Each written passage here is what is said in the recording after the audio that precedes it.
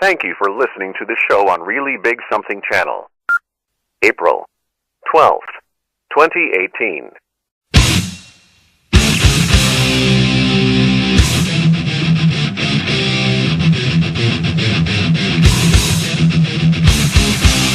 Warning. The Savage Nation contains adult language, adult content, psychological nudity. Listener discretion is advised.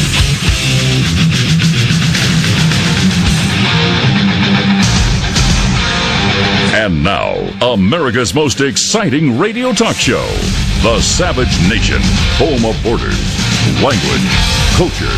And here he is, author of Liberalism is a Mental Disorder, Trump's War, and God, Faith, and Reason, Michael Savage. A nation can survive its fools and even the ambitious, but it cannot survive treason from within. An enemy at the gates is less formidable, for he is known and carries his banner openly. But the traitor moves amongst those within the gate freely, his sly whispers rustling through all the alleys, heard in the very halls of government itself. For the traitor appears not a traitor. He speaks in accents familiar to his victims, and he wears their face and their arguments. He appeals to the baseness that lies deep in the hearts of all men. He rots the soul of a nation. He works secretly and unknown in the night to undermine the pillars of the city. He infects the body politic so that it can no longer resist. A murderer is less to fear. That was written in 42 BC by Roman orator and statesman Cicero. And the reason I read about the enemy within and the traitors is because we have traitors and enemies within who have hijacked our revolution, who have hijacked our ship of state, and in some way have steered Donald Trump into very dangerous territory. Welcome to the Savage Nation, April 12th, 2018 edition. We know that Lindsey Graham has urged Trump to launch missiles. One of the biggest cowards in the history of the Senate, a warmonger through and through, owned lock, stock, and barrel by the defense manufacturers, along with Strange McCain, wants war at every turn. Yesterday he urged Trump to launch missiles. He needs to go big. Listen to Lindsey Graham. And let me tell you something else before you listen to him. If Lindsey Graham and John McCain were for launching missiles without firm proof and without consequential considerations, why would you have been for that? Why? Just because some of the frauds in the media were for it, who pose as conservatives, when they themselves are the enemies within? Neocons through and through pretending to be conservatives by outing everybody else as a liberal? That's the old game of the communists, let me tell you right now. This is Lindsey Graham screaming for war. He needs to go big because Assad has defied the president, he's defied the international community, he's defied human decency, and now's the time for this guy to pay a heavy, heavy price. And anything short of that, I think, will embolden him and others. Now, these are the words of a fool and possibly a treasonous man. Now, many of you should understand that there's a wonderful man in England named Farage. He was on many shows. Remember during the Brexit thing? Some of the most staunch conservatives on Fox News couldn't get enough of Farage. In fact, some radio hosts love Farage. But yesterday, Farage said what I said. He said bombing Assad will cause chaos and help terrorists. I'll play that in a minute. I had Pat Buchanan on yesterday.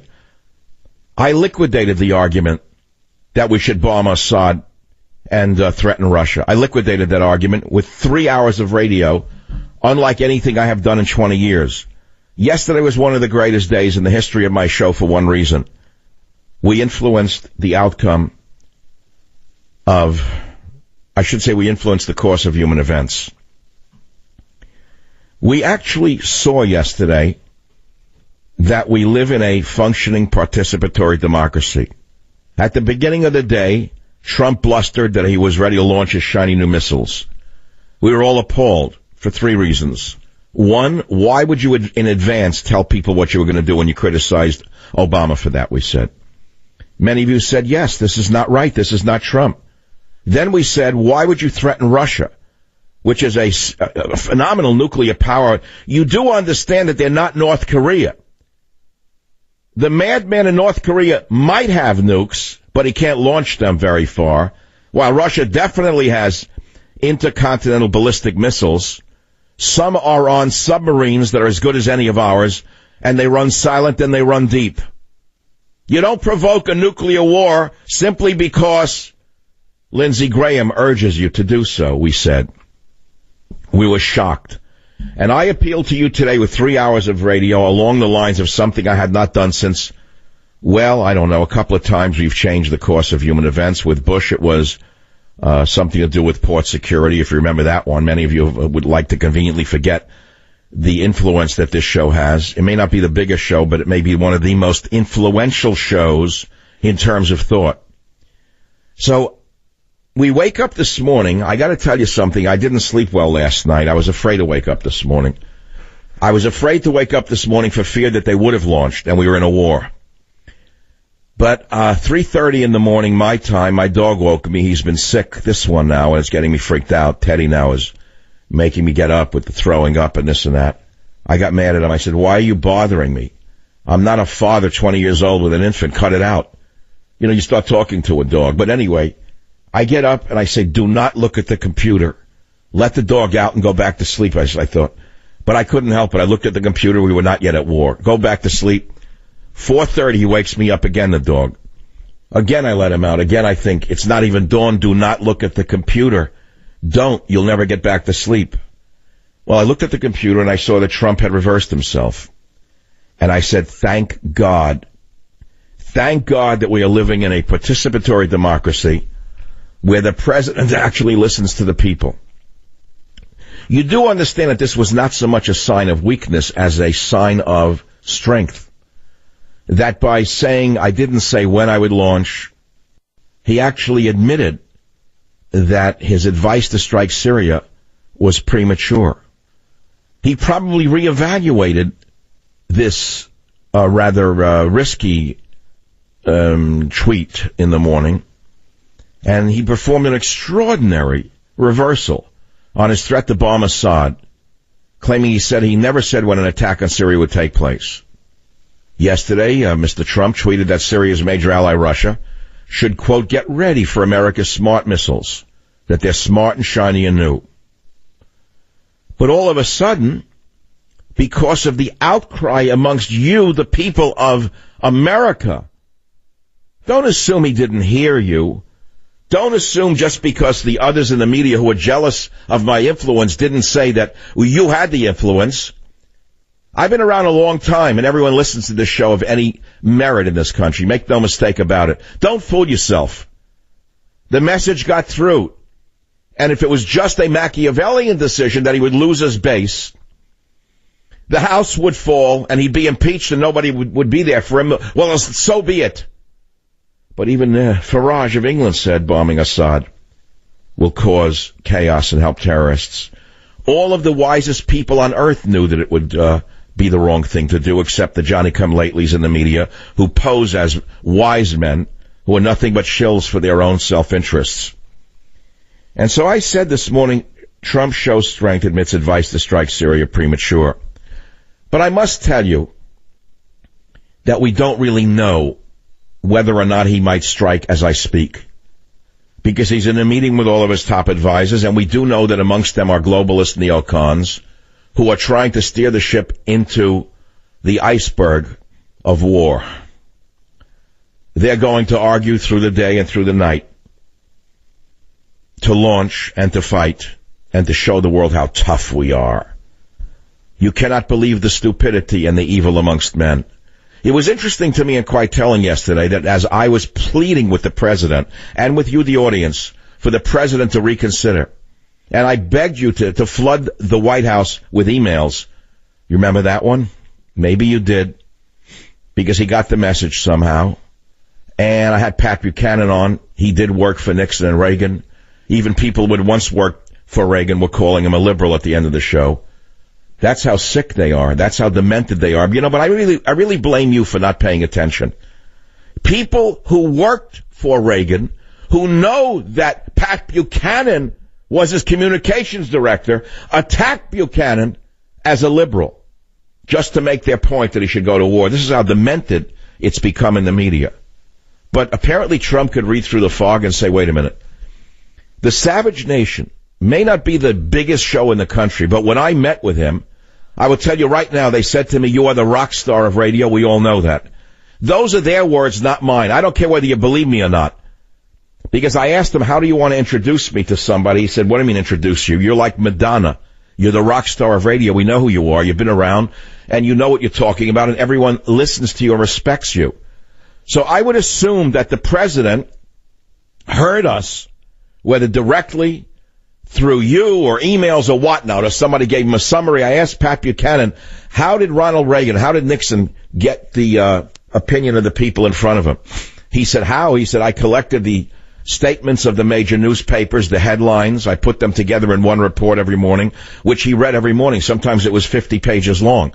So just assume that the president of our country today, Donald Trump, did get the message that most of his base did not want a premature war for a couple of reasons.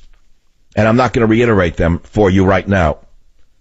And he then said, well, I can't afford to not listen to my base, so I better hold off for a while. But as I speak, I can guarantee you that the Walrus is trying to strike, and some others who have inveigled their way in, who are representative of the globalist New World Order, who are trying to bring him down. And what's odd, though, is that yesterday I kept asking you, how come none of the Democrats who are normally critical of Donald Trump have opened their big mouths? Dianne Feinstein's big mouth was shut. Why did none of them advise the president not to strike Syria while I was begging him not to? The answer is they wanted him to strike Syria, along with Lindsey Graham, John McCain, and possibly many talk show hosts in America. Why? Because they want to destroy Donald Trump. Because Dianne Feinstein, Nancy Pelosi, who said nothing yesterday, were praying to God that Donald Trump started a war so they could use it against him in the midterm elections and call him a warmonger. Do you understand that? Do you get that? I want that to sink into your head. That many fake conservatives in the media who pose as real rock rib Republican Trump supporters, even though they spit on him for a year straight. They called him every name under the sun. Never Trumpers, anti-Trumpers, called him names, called you names. All of a sudden, the most loyal soldiers in Napoleon's army, they got the uniform and they marched like the Benedict Arnolds that they've always been. But they were marching with Nancy Pelosi. Why? Pelosi, for one reason, wanted war so they could use it against Trump and destroy the Republicans in the midterms. Because war is never popular. Make no mistake about it. Only amongst the couch generals out there who are sitting eating cheesecake in their mother's basement want war. Men who fought in war don't want war. Men like my friend Colonel Tony, who listened to the show religiously yesterday. I didn't even know he was listening. Colonel Tony sent me an email. Actually, a text right at the end of the show. He was practically shaking with emotion when he said things to me, if I can find it. Here, it's right here. I'm going to read it to you. He said to me, just finished listening to your radio program today. Colonel now. Colonel, not a talk show host. He said, I am in 100% agreement with you and your analysis. I hope more intelligent cooler heads intercede and put a stop to this before it becomes a continental war. And then I said a few things, and he said, Lincoln had the same people around him. He tried to stay out of war, but unlike Lincoln, he knew what was right because he had core belief in the Union. I said to him, I am alone in the media. Even the left wants war. The colonel said, this is madness. Where is the national interest in a war in the Middle East? Our borders are more important. And he concluded by saying this, all you 14-carat phonies in the media. The last thing a real Army officer wants to do is go to war. He knows the beasts will come out. I'm going to say a lot more about Trump's strength by admitting that the advice to strike Syria was premature with what I think is a blockbuster idea, and I'm going to hint at it. There may be another reason Trump reversed course or reconsidered. What do you think it could be? I'll give you a hint. Vladimir Putin is a former KGB agent. Let that hang in the air for a minute. Join the Savage Nation. Call now, 855-400-SAVAGE, 855-400-7282. Savage. The Savage Nation is sponsored by Swiss America, the only company I trust with my financial future. Call 800-289-2646 or SwissAmerica.com. Thank you for listening to the show on Really Big Something Channel. Well, we're talking about the cult of liberalism in a certain way, and of course the cult of fake republicanism that is trying to bring Donald Trump down by egging him on into a war that is unwinnable. Everybody who's been in war doesn't want war. Only those who've not been to war want war. Only those who sit behind microphones or sit in front of cameras with pancake makeup try to get your son to die in the next war. War should be the last act, not the first act. It's always diplomacy, diplomacy, diplomacy. And for those of you who believe that it requires total allegiance to an emperor, you don't know what country you're living in. You know, I go on Twitter and I see the fools, the idiocy of idiots. People don't even know what country we're living in or the form of government we have. How dare you criticize Trump and second guess him? Do you know what he knows? The fools on the Hill say. I know enough to know that he's being misadvised about going to war with Syria and possibly Russia. I know enough about that. And I also know we live in a participatory democracy where the people's opinions matter. And he listened to the people's opinions. This is not a religion. We don't live in a dictatorship. We live in a democracy, a republic that is functional in some ways. And Trump showed that it is functional. Obama never listened to the people. So my headline was, Trump shows strength, admits advice to strike Syria premature. That could change as I speak. There could be another a tweet as I'm talking. Just launched shiny new missiles. Watch them fly. Could happen. But I didn't tell you the other reason yet, did I? Of why he may have backtracked. And do I have it in 30 seconds? I'm going to gag on the time. I can't do it. I need 3 hours. I need to talk for 3 straight hours with no interruption to really explain to you what's going on. There's 3 minutes, and then it's like a schizophrenia. I don't know. Maybe I should just do something where I can talk for an hour straight with no ads at all. That'll be me and the dog with 2 Dixie cups and a string. Join the Savage Nation. Call now, 855-400-SAVAGE, 855-400-7282.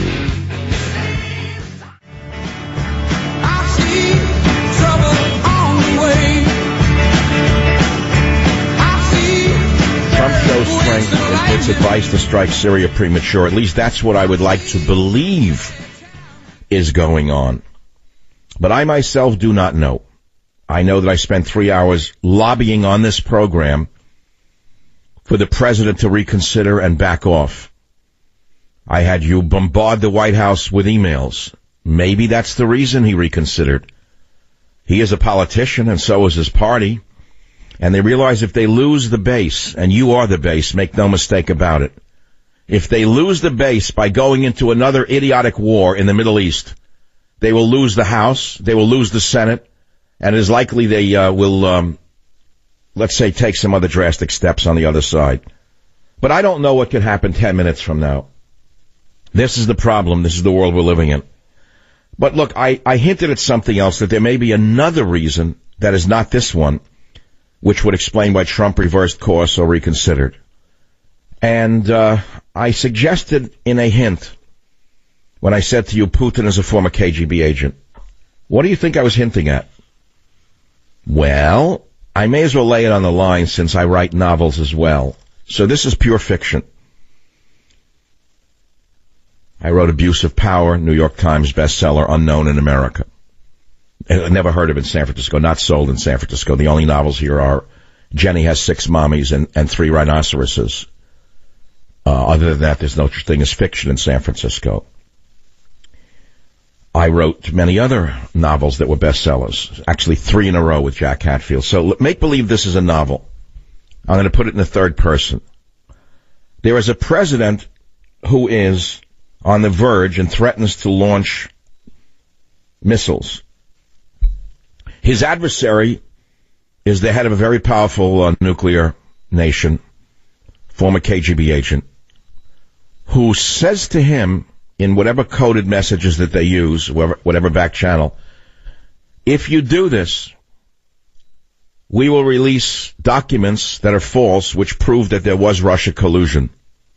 It'll be the end of you. You'll be impeached. You'll be destroyed.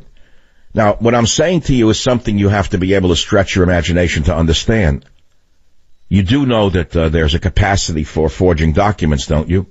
It's quite easy to do. And there's no reason to believe that the KGB can't forge documents. Is that a possibility or not? Is that too hard for you to think about? Maybe that's too difficult for talk radio. I really don't know how far to go with my fictionalized imagination. So we can stick to narrative 1 rather than narrative 2. Narrative A is the easy one. That Trump shows strength, admits advice to strike Syria premature. Narrative B is beyond the audience. We'll leave that for a fictional novel. But I'll tell you this, though. I will tell you this, that the Savage Nation showed yesterday that it is still a powerful voice in America. You are. What I say, what you say when you call the show, is still a powerful tool to get those in authority to hear us and make the decisions that are best for the nation and the world. Today we woke up to see that we still live in a participatory democracy. News today was that the president backed down. Well, why did he do that? Could it be because of you and me? Because you called and emailed and told him you didn't want war in Syria, that we didn't have enough information to launch missiles that would kill innocent people and possibly provoke Russia into a war?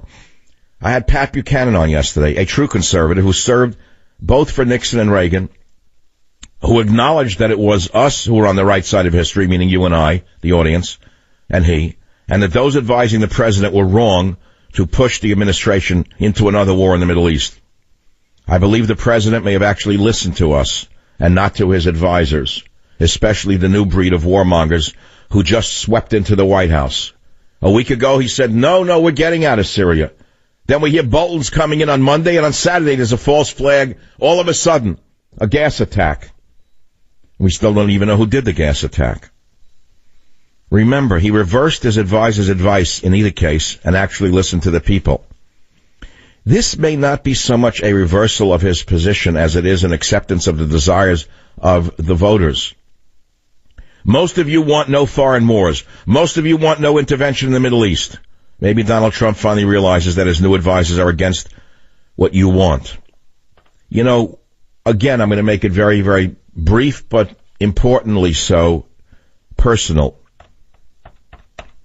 When I had dinner, the honor of having dinner, when I had the honor of sitting at his table with only 6 people, actually 7, he said to me point blank, and I don't think it's a violation. No, I'm not going to say it, sorry. I'm not saying another word. What I'm saying to you is what I want to say to you. But not only are Bolton and the neocons suicidal for the president, but for the entire agenda that we elected him to enact. Because if Bolton and his neocon team undermine him, he will lose you, his base, and the Republicans will lose the House in the midterms. Why do you think that the liberals like Pelosi and Feinstein didn't come out against bombing Syria yesterday? Why is it that none of them raised their voice to say, no, Mr. President? Because they know that they would be able to use it against them in the midterms. And then you have the outright traitors in the White House and in Congress who are misleading the president into war. Into war. So these people will still continue to push him towards war, not peace, to make him look as bad as they can. So let me reiterate again, if he does strike Syria, if he does provoke Russia, he will not gain adherents, he will lose them. He will lose the House and impeachment proceedings will begin. I told you in Trump's war, he was the peace candidate, which is why I backed him amongst other reasons. No foreign wars, no interventionist, nationalist is what he was. That was the core of his foreign policy. And being a man of peace, we did not ask him to threaten Russia. In fact, a few weeks ago, he said he was going to have Putin into the White House. The war proponents are gloating over the fact that the Russians moved their fleet out of Aleppo in Syria. The cowards in the media saying, look, Putin ran away. What would they know about war? Putin didn't run away. He took his ships out of harm's way. You idiots don't remember Pearl Harbor, when our entire fleet sat there at Pearl Harbor, lined up for the Japanese to make easy runs on them and take out our entire Pacific fleet? Putin didn't run away. It was a smart thing to do, not the action of a coward. It was the action of a brilliant general. And these Russian ships and subs are still in the Mediterranean, and they're all capable of launching intercontinental ballistic missiles. Is this what we want right now at this stage of human events? To tangle with an established nuclear power? These idiots, these new advisors, took 70 years of non-proliferation policy and nearly threw it all out the window overnight. That Bolton is the most dangerous loose cannon that's ever been allowed inside the inner circle. He should be kicked out of the velvet ropes and sent back to obscurity. Let him go teach at Georgetown. But don't look for anyone in the media to recognize the power of this program. We are a force unto ourselves. This program is a significant influencer in world events. But we must keep up the pressure because the neocons behind the scenes are still working to have him launch those shiny new missiles. I could open it up to calls right now. I guess that would be a thing to do. I could ask you what you think of this or that. If you get on the show, please don't make me blow my stack like I did yesterday. I actually apologize for yelling at that poor lady who said, it's an honor to speak with you. I unloaded on her because I can't stand listening to that. I'm not one of the other talk shows who needs you to say that. Please don't say that. Without you, there'd be no show. So it's not an honor to speak with me. Without you, there'd be no show. Do you understand that? This is talk radio.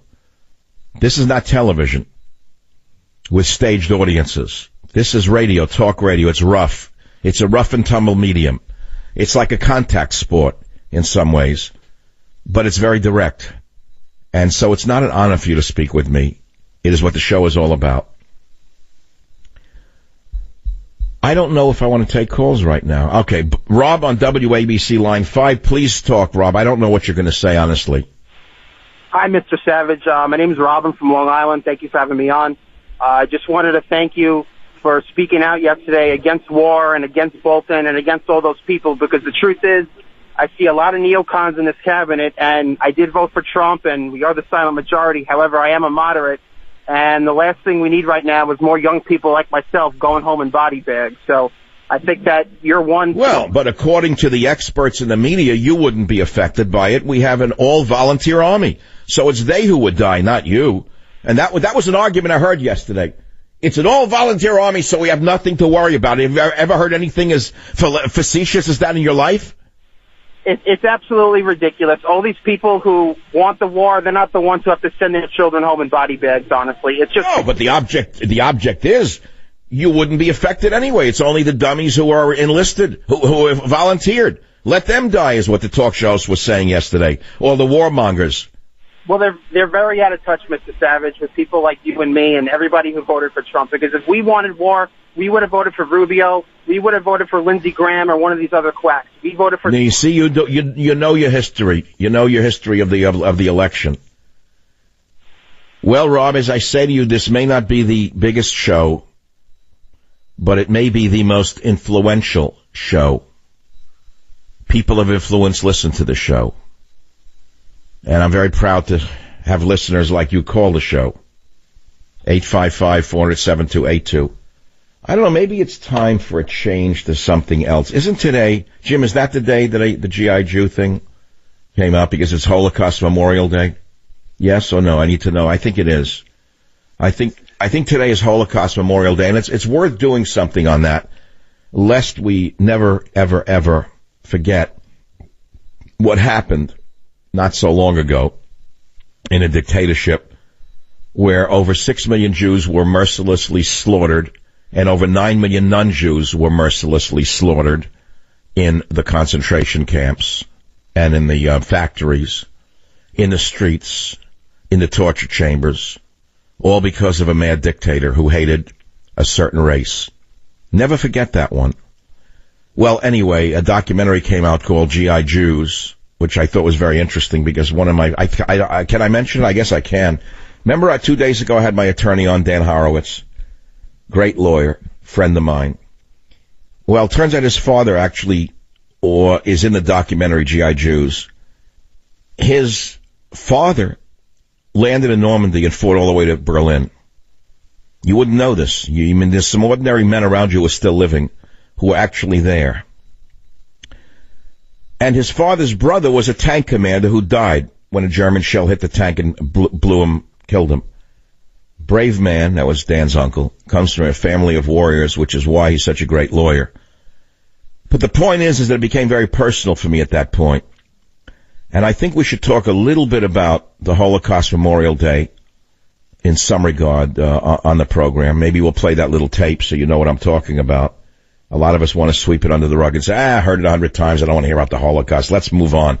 I don't think we can move on so readily. I have to say this before I forget it. I know I will. I know I'm running short of time. I'm going to have a stroke today from the time pressure. I feel a stroke coming on from the pressure on me. I have so much I want to say. I'm like bubbling over like Vesuvius. Are you ready for it? I'll save it for when I get back. Be here. Join the Savage Nation. Call now, 855-400-SAVAGE, 855-400-7282. Savage. The Savage Nation is sponsored by Swiss America, the only company I trust with my financial future. Call 800-289-2646 or SwissAmerica.com. Thank you for listening to the show on Really Big Something Channel. Falling asleep at night is the most beautiful thing on earth, and it's taken on a whole new meaning to me ever since I got my Casper mattress. The engineers at Casper have outdone themselves by creating the most exceptionally comfortable mattresses and sleep experiences you can imagine. Casper has created 3 different kinds of mattresses that will help you sleep cool and comfortably year-round. There's the Wave mattress, remarkable technology built into it. Casper mattress, more breathable and comfortable. And the Essential mattress, innovation at a great price. All Casper mattresses are designed with zone support to coddle and comfort your every move. And they all provide the perfect support for every position you sleep in. So see for yourself why Casper has hundreds of thousands of happy customers like me. Try your Casper mattress for 100 nights in your own home for free shipping, free returns. All you gotta do is go to Casper.com, code SAVAGE, save $50 on the purchase. That's Casper.com, code SAVAGE, to save $50 on select mattresses. Terms and conditions apply. See Casper.com for details. Now, I want to go back to the issue not of Donald Trump changing his mind on the missile thing, because that could change again before the show is over. The bottom line there is Trump shows strength by admitting that his advice to strike Syria was premature. I've covered that. I may cover it again. But I want to go to the Holocaust Memorial Day for a couple of reasons. Pope Pius XII, the Pope during Hitler's reign of terror. He was Cardinal Pacelli. Now, he has been smeared by leftist vermin in this country and in Europe since the 1960s. In fact, as recently as last week, the rats at CNN attacked the Pope, saying he was Hitler's Pope all over again. And all I could say is shame on you, Zucker. You're a shame to the Jewish people. Shame on you, Zucker, because you should know better, you mook, you bum, you vermin, you. How dare you attack the Catholics like that, you mook, you bum, you rat. Why do I get so angry over this attack on Pius XII? Why is it that the left wing in this country and Europe keep calling him Hitler's Pope? Let me give you some information about him. Cardinal Pacelli, you never heard of him. That was Pope Pius XII. He saved so many Jews that if you go to Israel today, you will find a forest of trees dedicated in his memory for the Jews he saved in World War II. Zucker, you bum, you mook, you bum, you should know that. You run CNN and you don't know that? You know, CNN should fire Zucker for this kind of thing. The Catholics should let them know they should boycott CNN for smearing Pacelli. And I'll give you another piece of information, all you smart leftist vermin who hate Catholics so much.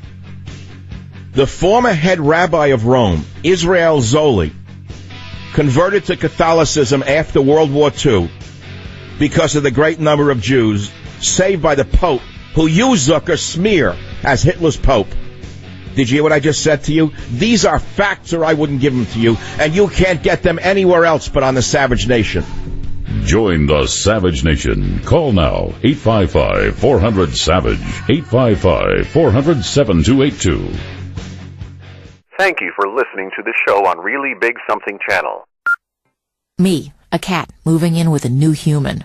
It took a little getting used to. She has these weird games she likes to play, like this giant feather. She sticks it in my face. I swat it away. She sticks it in my face. I swat it away. It's almost like she thinks I enjoy it.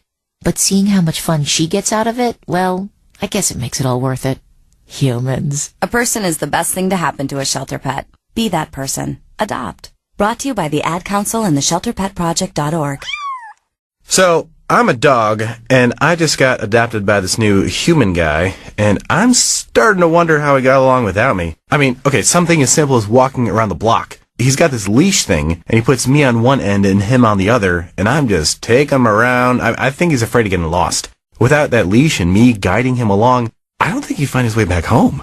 But it's kind of cute. A person is the best thing to happen to a shelter pet. Be that person. Adopt. Brought to you by the Ad Council and the ShelterPetProject.org.